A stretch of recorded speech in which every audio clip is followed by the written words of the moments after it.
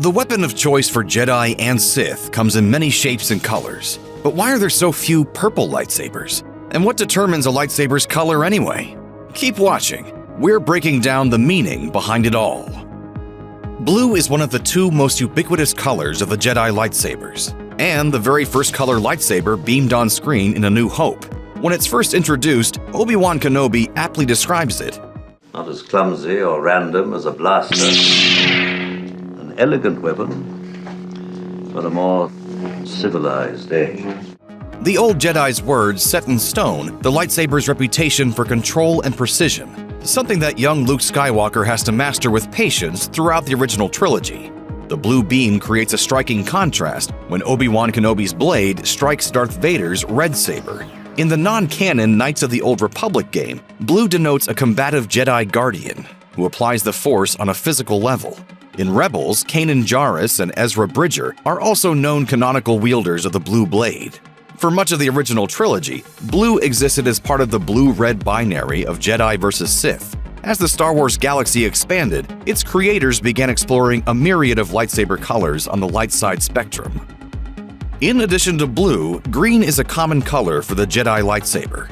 Qui-Gon Jinn and Master Yoda are well-known wielders of the green lightsaber. The first ever green lightsaber seen on screen is Luke Skywalker's replacement lightsaber in Return of the Jedi, constructed after he loses his inherited blue saber, along with his hand. From a technical perspective, green was a practical hue.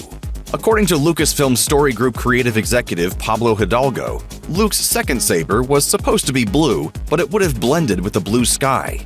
Green was a more striking color against the sky and Tatooine sands. Hidalgo told Vanity Fair, "As much as we like to mythologize why it's green and what that all signifies, sometimes there are very pragmatic filmmaking reasons behind these things." That said, it's not thematically unnatural that Luke Skywalker would end up forging a green blade after losing his blue one, since green symbolizes growth and restoration.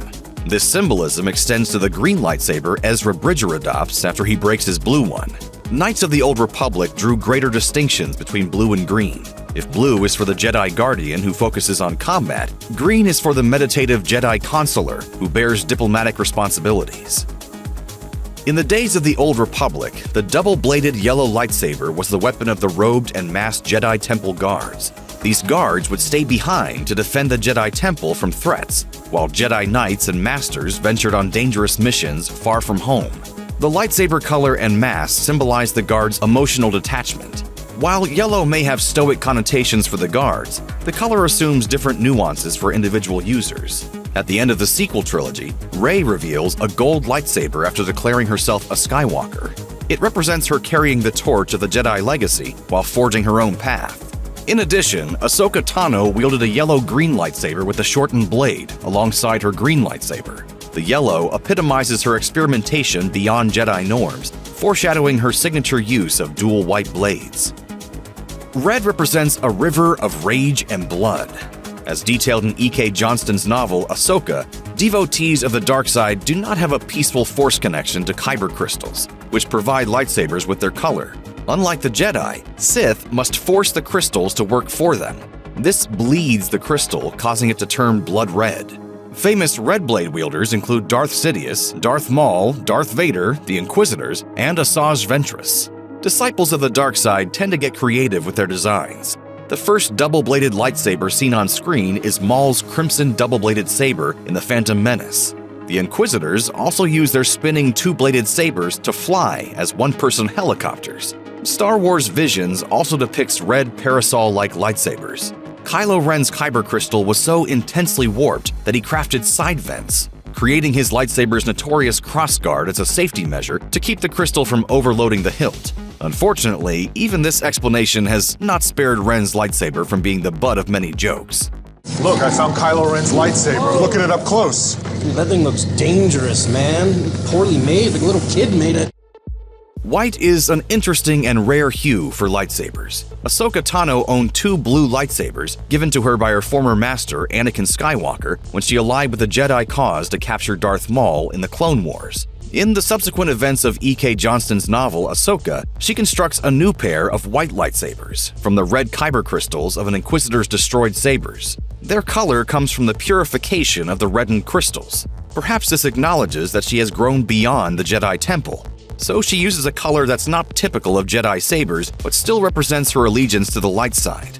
White very much indicates her non-affiliation with either Jedi or Sith. White and its association with purification pairs perfectly with Ahsoka, a Force user who has undergone symbolic deaths and rebirths that include leaving the Jedi Temple. At the end of the Clone Wars, she's cloaked in dusty white, which indicates how the war tainted her. But at the end of Rebels, she bears a pure white cloak as she summons Sabine to locate Ezra. White is Ahsoka Tano's iconic color. One question has lingered for Star Wars fans since the advent of the prequel trilogy. If blue and green are the typical hues of Jedi lightsabers, why does Jedi Master Mace Windu get a purple one? The behind-the-scenes answer is that actor Samuel L. Jackson made a special request to George Lucas. Good guys are green and blue, bad guys are red. That's just the way it works. No purple left? The purple color allowed Jackson to pick himself out in a crowd of green and blue Jedi lightsabers in the first battle of Geonosis in Attack of the Clones. Mace's unique purple blade gave Star Wars fans the license to go crazy with theories. Red and blue make purple, so it's evident that Mace Windu's blade contains a balance of the light and dark sides of the Force. In the non-canon comic Star Wars Tales No. 13, the native Huracan species gave Mace Windu a violet-colored crystal to construct the lightsaber of his Force vision.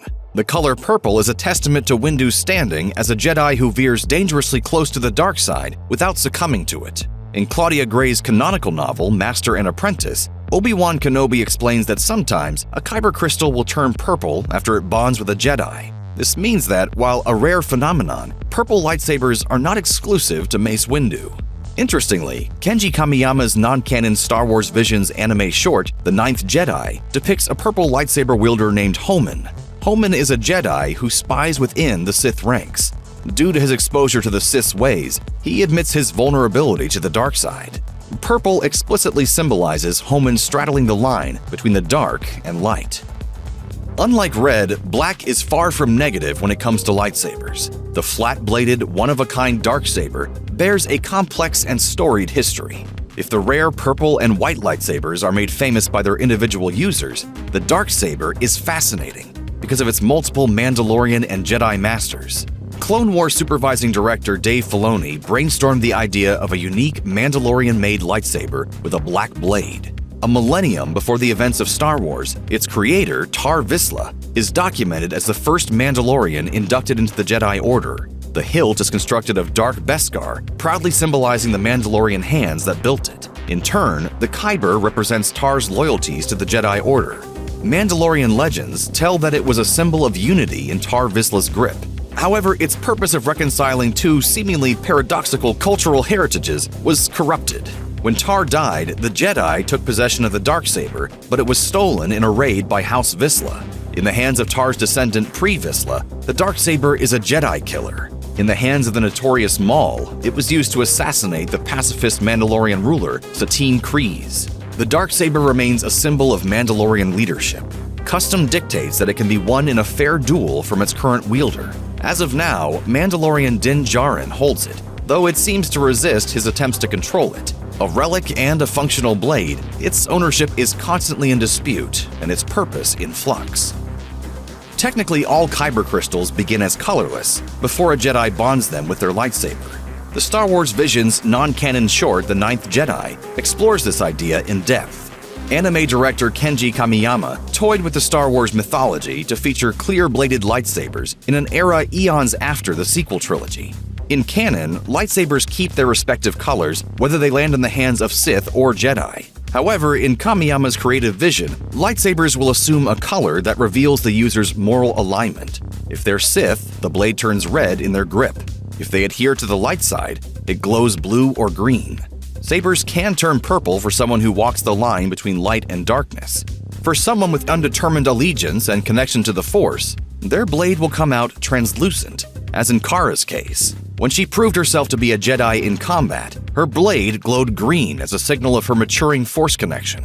A lightsaber's ability to reveal its user's nature turned out to be handy for uncovering dangerous intruders while rebuilding the Jedi Order.